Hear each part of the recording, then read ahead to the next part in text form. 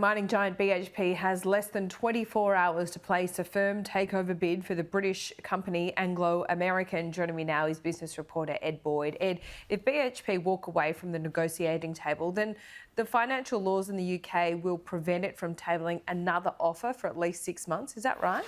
Yeah, that's right. So that's the sort of intricacies of the UK takeover laws. And once a takeover deal is made public, which is what happened on Anzac Day, then both parties are not really allowed to speak publicly about the deal at all or influence the deal price. So there's been a bit of toing and froing between the two businesses since Anzac Day in April.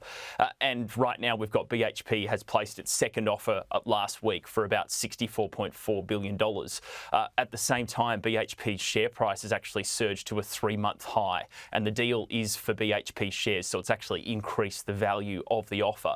But we have heard from Anglo American, which is the big British mining giant, basically saying publicly that they think BHP is not offering enough money. So 2 a.m. Thursday morning is the deadline, 5 p.m. London time. And BHP basically can put a firm offer in of a higher offer, which would lock them into a deal, or they can just walk away.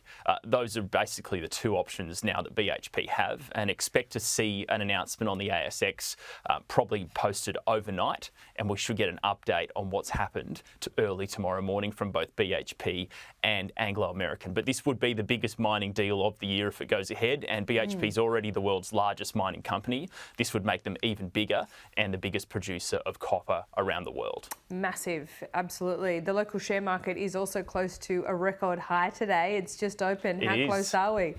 Look, we are super close to a record high. What it is, it's a lot of positivity now around interest rates falling from the Bank of England, potentially going to happen in June. We've also got the US Federal Reserve looking now to cut interest rates in September, and that's really pushed up a lot of positivity on the stock market. We've also had some big profit results from American tech companies. Share markets in the US are close to record highs.